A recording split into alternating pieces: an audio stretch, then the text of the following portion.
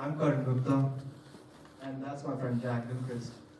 So I'm gonna introduce what Clever applied first. So last semester in November, we got this unique opportunity to go to Dockland. It was a hackathon in Cleveland, and we presented our project called DocTrack. It was a private digital document transmission on a Hyperledger blockchain network. And one of the other team members got interested in an idea, that was Jahan Ghaznavi. We embedded two teams together, and that's how Cleverfly was born. So that's our four team members: Desai, Jack Gilchrist, Jahan, me, and Ashton. So I, being from India, I'm an international student from India, and I applied to Miami University. So it was really hard for me to come all the way from a different country. The college application process is a really stressful process. You have to go through a lot of different different departments. You have to sign a lot of documents, send a lot of transcripts, SAT, ACT scores, and then the nerve-wracking time when you have to wait for your application. So here's the problem: international students have to send their documents and transcripts all the way from a different country to USA. And the colleges that receive that transcripts, it's really hard for them to authenticate, because you never know the documents you're getting from another country, if that's valid or not. And the main issues for international students is you don't know the job placement of the college when you're sitting in a different country. You don't know if you'll be able to go along with the students, and you have to pay a lot of money to the agents to get through the process. The main issue is that you have to sign the transcripts, you have to go through your academic counselors, and then you have to mail the transcripts to a different country. The authentication process takes a lot of time, effort, and money. So presenting to you guys the solution for this, Cleverfly. Cleverfly is a blockchain-enabled network where students can just go put their documents on the network, and it's gonna be timestamped. So that's how we're gonna have a digital version of the authentication. So Cleverfly is not really a document management network. You can also, the management engine is gonna let you put your GPA, put the country you're interested in, and that's how we're gonna filter the different areas we have. Is you can go to different colleges, you can search different colleges, you can get connected to different colleges. And now Jack will talk about the technical specification of this project. Hi. So let's begin by exploring why Cleverfly is built on top of blockchain. The past 2 years have seen a lot of legislations come out of states like Ohio and Wyoming and Arizona, but we're going to be focusing on a specific bill from the Vermont General Assembly. To paraphrase, a record secured on a blockchain is to be considered authentic if, firstly, it contains a signature from a qualified certificate authority, such as Miami University's administration, notarizing a transcript. Secondly, that it has a timestamp from when the record was committed to the blockchain. Thirdly, that it has a timestamp from when it was accessed from the blockchain. Fourth, that that the record was generated from normal activity, such as a transcript being issued at the end of a semester. And finally, that the record was stored on the blockchain as a normal operation of that blockchain. To summarize, assuming we can meet those 5 expectations, a record secured on the Cleverfly blockchain is legally considered completely genuine. So in order to tackle a lot of the problems that Karan laid out earlier, we use the Hyperledger blockchain, which is a permissioned blockchain software development kit. Hyperledger was originally created in 2015 by IBM. However, ownership and management rights were transferred to the open source Linux Foundation soon after. Hyperledger is already being used by a bunch of very large entities. For instance, IBM and Walmart have partnered to create Food Trust, which is a supply chain network tracking edible goods. NASA as well has proposed a air traffic control network that runs on top of a Hyperledger blockchain. We chose to use Hyperledger because any public blockchain lacks access and visibility controls, and when we're dealing with documents, it is paramount that the document can only be accessed by those who are relevant to it. So document management, including vetting document fraud, is an extremely time and money heavy commitment for any university. The three most prevalent types of document fraud are forgery, where an official document is tampered with, fabrication, where an unofficial document is presented as an official document, and creative translation, which is where a document is translated from one language to another and misrepresented in that process. With a permissioned blockchain, fabrication and forgery are solved immediately. Only parties that are permitted to upload documents to the blockchain are allowed to actually make those documents. And further, any document committed to the blockchain can be traced back to the issuer and authenticated instantly.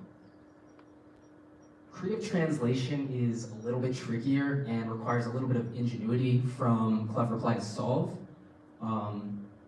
And I'll talk about our solution that we're approaching in our first year of live service, along with some other future goals in a moment. Between the document fraud and the sheer volume of authentic documents that an academic institution has to process, universities are forced to staff massive admissions departments. In 2017, Miami University processed 30,000 applications and relied on a faculty of 32 people to do so. At a conservative estimate median income of $35,000, Miami University pays $1.1 million to admissions labor annually. This is a ginormous cost that can be cut and allocated to funding clubs like the Blockchain Club, or funding professors, or getting new tech. Cleverply will be a massive paradigm shift in the international college application process, and universities like Ashland and Cleveland State believe so as well. We are working with them to deliver Cleverply to Indian students looking for academic opportunities abroad this year. However, we still would like to find 3 more universities to partner with before the end of the year. In pursuit of this goal, we will be releasing our MVP in June of 2019, which will demonstrate total functionality of the document management service for Cleverply. We will also be introducing scholarships on the network to incentivize students to use Cleverply, while also using our position to do some social good. As Cleverply moves forward, we will also be expanding how many students we are reaching. Once we have established a foothold in India, we will next be offering the Cleverply service to students in China.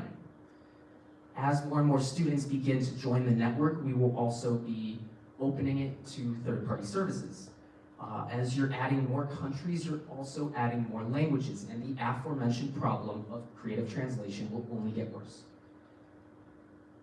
Services like translators can join and profit off of the Cleverply ecosystem through this third-party service. We at Cleverply are excited to bring the college application process to the 21st century and provide students the cheapest international path to the highest quality academic institutions the world has to offer. Thank you.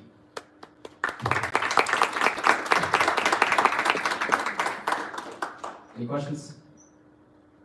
So application process rate, obviously a big part of college is paying for it. Do you see extending your reach into the application delayed as well with colleges, or you just going to sit in the process of applying? Right. right, so what we kind of want to do is create a sort of a one-size-fits-all form maker that like the university can go in and say, this is our financial aid application, and that would just be a form that can be pulled from their profile on Clever Apply and then resubmitted to them. So anything like that, whether it's an application to financial aid, the university, or sports team in the university, that could all be included. Yes? How would you say you want to expand this?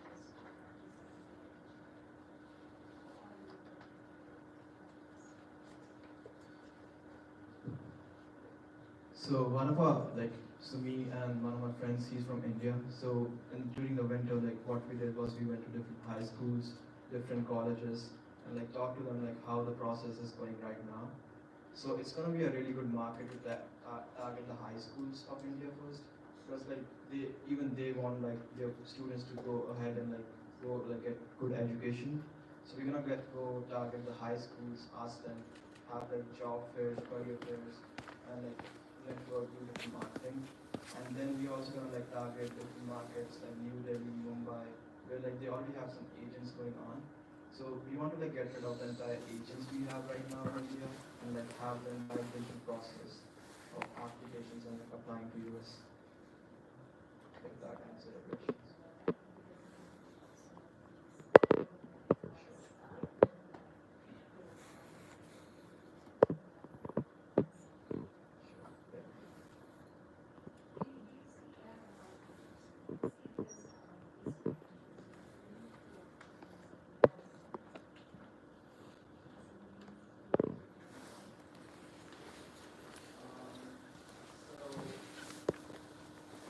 We've considered using the service once a student has gone from high school to a university, that they could also take those documents and issue them from the university anywhere else. It's definitely something that we've looked over and talked about. However, we don't want to bite off too much in the beginning. We're mostly focusing on trying to get students from abroad to America.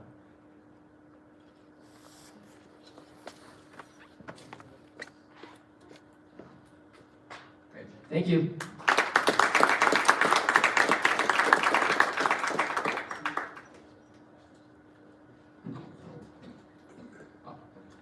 Yeah, as a co-founder of Clever Apply, I'm very passionate about this subject, and I'm very impressed by how Jack and Karen were able to, get up here and talk about it. I'm very excited to announce Chris Berry, who is the founder of Berry Strategies, a consulting firm that helps build businesses and structure them. And previously, he worked as the chief of staff at the Ohio Treasury and helped set up the United States' first ever cryptocurrency tax portal, which I think is amazing and very big for the space. So can you have a round of applause for Chris Berry?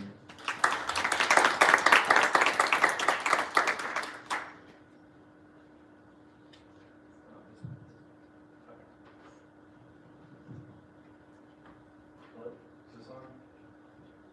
Okay, I'll use this one. So, good morning. Thanks for the Miami University Blockchain Club for inviting me here today. I wasn't actually supposed to be here to speak with my business partner, Ari Lewis, but he had something come up kind of unexpectedly. So, I had the opportunity to come, and I'm really excited about it. What is great for me is that it's been 10 years since I graduated from Miami, so my 10-year reunion is coming up this summer. And it's really fabulous to be back because so much has changed. For instance, this auditorium in this building wasn't here when I was here.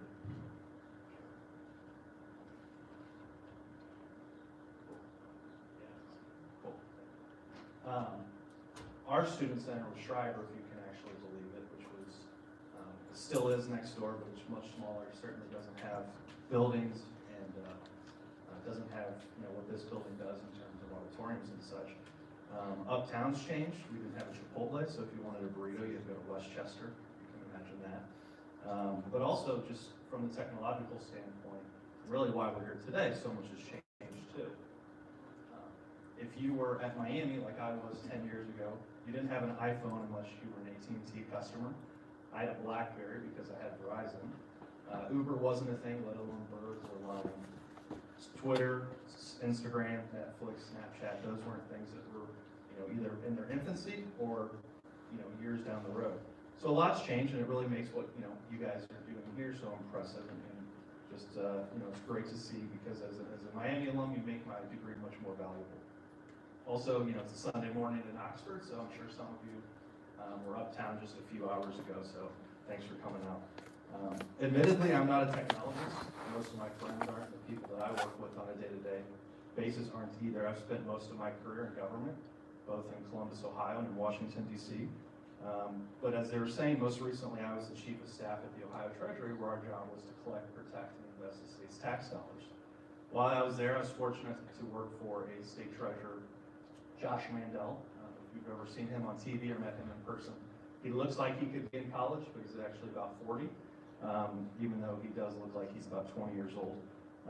And he led the office with a really interesting motto, and that was, how can we better serve constituencies and our taxpayers by leveraging technology? And so every day we had a mission to go about finding new innovative ways. We did that in a number of first-of-their-kind initiatives. One was OhioCheckbook.com, which for the first time in state history put every single dollar the state spends online, somewhat of a distributed ledger, if you will. Now, it wasn't blockchain technologies when we launched it, but everything from $2 for a pack of pencils to millions of dollars worth of contracts and everything in between, you could see there. And you could go to a Google-style search bar, check it out, compare, contrast features, charts, and graphs. And it really opened up, and in a lot of ways, what blockchain technologies does, it empowers people, it empowers taxpayers to hold politicians and those that spend their money accountable. No one had ever done anything like this before. But as my boss at the time, Josh, said, do we want to, as government officials and leaders, do we want to be Uber or do we want to be taxi cabs? Do we want to be Netflix or do we want to be Blockbuster? And that's really how we went about our service day to day. Our last major initiative was perhaps the most radical, and that's why I'm here today, and that's OhioCrypto.com. OhioCrypto.com made Ohio the first state in America, one of the first governments in the world, to accept cryptocurrency for tax payments by leveraging blockchain technologies. We had for a number of years been kind of following Bitcoin, cryptocurrencies, and blockchain just from we wanted to stay out ahead of the curve and just be aware of what's out in the space.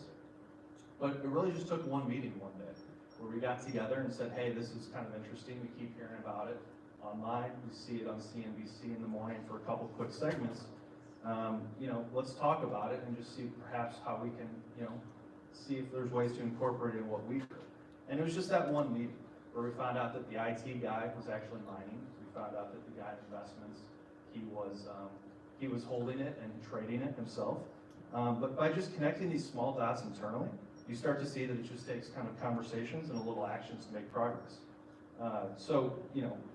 With the in-house expertise, we could put faces and names to something that, before that meeting, we didn't really have, and it was interesting.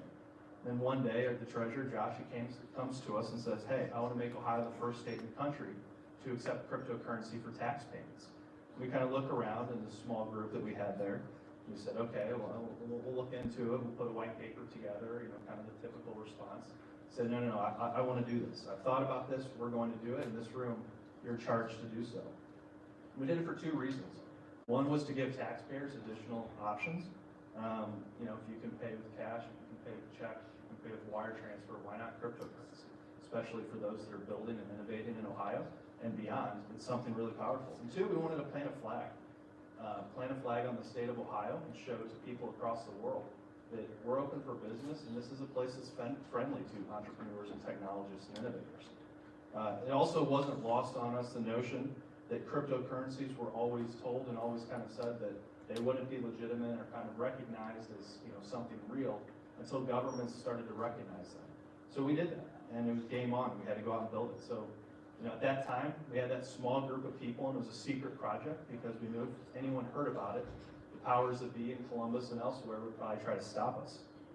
So when you start a new project, whether in school or in business, what is one of the first things you do, especially if you're kind of unaware of the next steps? And you go to Google and you just kind of start searching of who has done this before, which we found out no one really. A county in Florida said that they were going to, but I don't think they ever did. A couple towns in Switzerland and Crypto Valley, they had done so, but they were really, really small. So we called them up and wanted to ask them some questions, how they did it and who they worked with to make it happen. And they didn't speak English, so that was kind of a non-starter. And then next, we had to find those technology partners. That was, kind of number 2 on the checklist. So we started calling around, talking to people in the space who had expertise, brought in an outside consultant who's now my business partner, Ari Lewis. We connected with a company out of Atlanta, Georgia, BitPay. They're a world-leading cryptocurrency payment processor, back-to-back years, and this kind of shows the power of the space and where it's going. They've processed over $1 billion in payments for large corporations and companies. So we went down to Atlanta, met with their team, brought more folks into the secret project, and every day just kind of chipping away, kind of like in Shawshank. Every day, prisoners just kind of chipping and chipping and chipping. But we knew if this idea and what we were doing got out, again, people would try to kill it.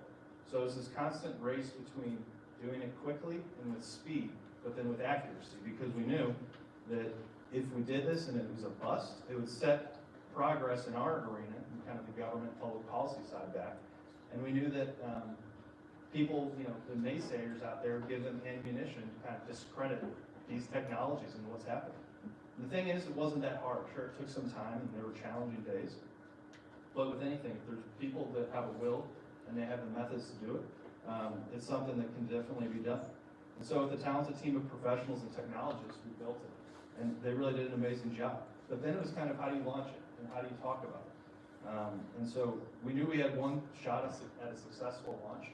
And so the pressure is on. And you can see from other technologies and other kind of innovative things, when launches don't go well and the products either don't work or just the messaging is off, it can really ruin progress. So look at like the Obamacare website and the kind of the fiasco with that rollout. And then also, Fire Festival, that's something timely and topical. Good luck trying to get anyone to ever go to the Bahamas with Billy McFarland again. So we knew that, failures can have a lasting impact and it can scare away those early adopters. So to launch it, we had to control the message and the narrative, and we did that through this entire rollout plan. We actually worked with the Wall Street Journal on an exclusive interview piece where they were the first people to break it, and it was going to happen the Monday after Thanksgiving holiday. So we were really excited because also that Monday through Wednesday following Thanksgiving was the Consensus Invest Conference in New York City, which is kind of this worldwide group of individuals that are in cryptocurrency and that type of space. They get together and it's huge. It's in the Marriott Marquis downtown by Times Square. It was a huge conference. But over Thanksgiving, I get a call from the Wall Street Journal reporter, and he says, "Hey, we're actually going to run it on Sunday." It's like, okay, well, the day just got moved up, and so that's kind of interesting because we're not really quite ready. We had to rush some things to make sure Sunday would work and not Monday. If you've ever worked with folks on the government side, specifically over holiday weekend, there's certainly some challenges there. But we went live with it on Sunday instead. And then by the time I landed in New York City on Monday morning, it was wild. It was like, it went completely viral. My cell phone was blowing up with voicemails and emails from reporters and people across the world who wanted to learn what we did and how we did it. And for the next week or two, it was nonstop. And we were just talking to people from Ohio newspapers and radio stations to CNBC. And we talked to reporters in South Africa and Estonia and everywhere in between. And it showed a couple things: the power of being first and kind of early adoption, and that's what everyone in this room is. You're early adopters to this technology. And two, the public interest in it, where if you can kind of tell an interesting story, whether it's public finance or something like this, the power of emerging technologies can really be a powerful thing. And so, as again, kind of, because technology and a product can be so powerful and innovative, the people that need to adopt it and understand it are perhaps somewhat different from the technologists who build it. And so that's a challenge, I think, for people in this room, in this space, is because a lot of people don't know much about what's going on in here. People in this room are exceptional, but 99% of the population really don't know how this can impact their lives. And so, it's some of those questions like, how does blockchain, and that's what people here are doing, the innovators that are creating things, but, how can blockchain technology make healthcare better, patients safer, nurses do their jobs well? How does it help small business owners sleep at night knowing that their ledgers and their accounting systems are in good shape and someone's not tampering with it on the employee side. Because with technology component, which matters most is that it has to work and it has to work well. And if it doesn't, it's not good. So, but there's also that communication side of it, and that's what we did with OhioCrypto.com, is that something small, it wasn't the biggest thing in the world, but it was progress, and it was first, and hopefully, there's a second and third local government or state out there that will adopt it, so the momentum continue to go. And so, it's interesting to me from my end to see what people here are doing, and then kind of my other world, or how do you meld those things together, and where does that intersection of whether the public interest, whether that's public policy, or small businesses that perhaps aren't thinking about innovative technologies and what people are here doing, because that's a powerful thing. And so for progress to happen, it's, little steps, it's little by little. It's like gathering people in a conference room in Columbus, Ohio to talk about, how can we adopt this and how can we be first. It's about, going up to Blockland in Cleveland, Ohio, and getting people in a room so you don't have to go to Toronto or New York City or Tel Aviv to talk about it with similar people. And it's things like this today. This is the first one, and there's probably going to be other ones, and there's already so much that the club is doing to ensure that progress and momentum continues from what the founders have built, and that's a powerful thing. And who knows what in 10 years will this club and this technology and what's happening here, what that may look like. Because again, it's little by little chipping away like we did with some of our projects, and just continuing to advance and have those conversations. So I actually have hopefully the video works, but we have a video of actually the first taxpayer in the world who paid their taxes with cryptocurrency. It's a car dealer in Cleveland, Ohio, and we built it at Blockland, Bernie Moreno. He's kind of the founder of Blockland and what they're doing up in Cleveland, but it's pretty powerful, and what we did, and maybe we don't have the technology, but that's certainly all right.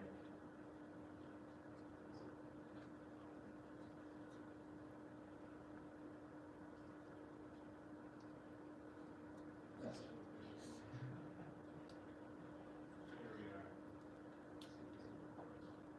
Yep, so here it is. This is OhioCrypto.com, and this is live. This is the gentleman up in Cleveland, and you just go to OhioCrypto.com, hit Get Started. You enter in your Ohio tax account number.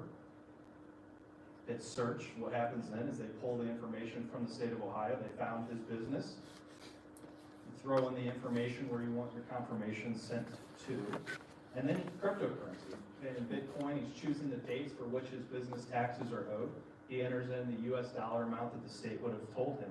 And then automatically on the right-hand side there, you see it converting in real time to the different cryptocurrencies. So he had 15 minutes to select that and actually get that conversion rate. Pulls up on his phone his wallet, scans it with the QR code on our screen, and he's done. And that was it. And so from start to finish, again, less than 60 seconds.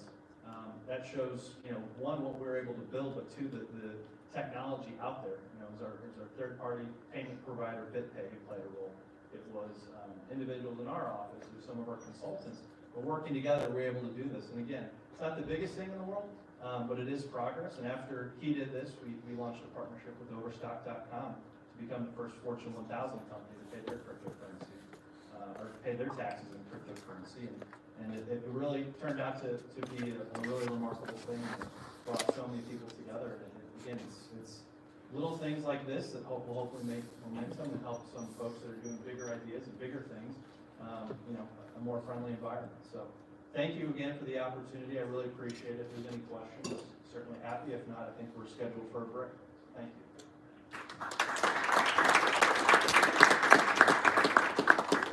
Yeah. How does it work though when someone pays in Bitcoin, especially since like a tax collection?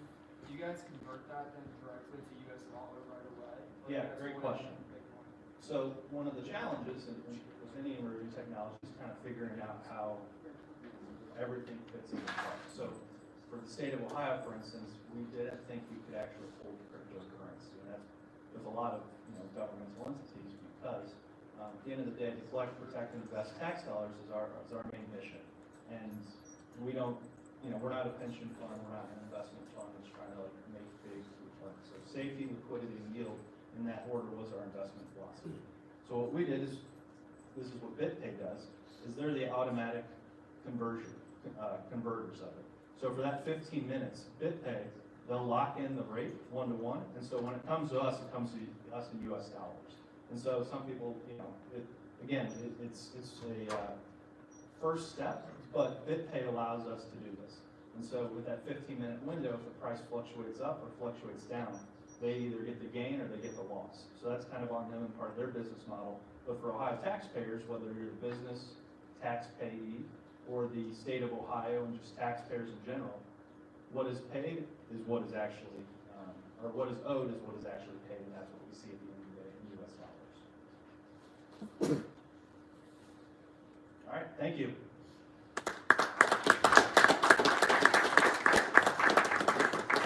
All right, thank you guys very much for sitting with us here for this first portion of the MUBC Blockchain Conference.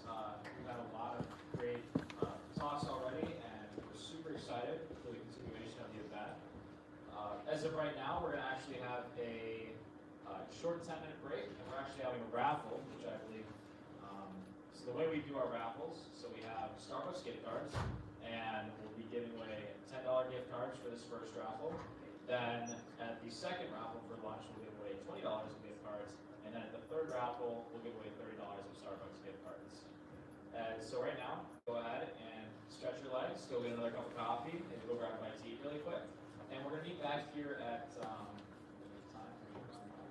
we're going to meet back here at 11:35 when we will start a panel with some of the speakers that have already spoken, and then some of the upcoming speakers, including our keynote speaker, Mr. Luke Sully. And that will be an interdisciplinary study of blockchain and essentially exploring how it pertains to you and the opportunities that are out there. All right, thank you.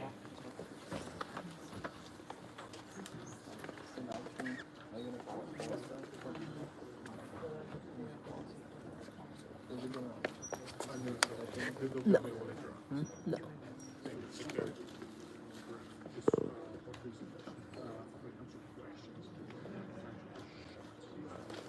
Would be nice if someone like walking around if we had their mind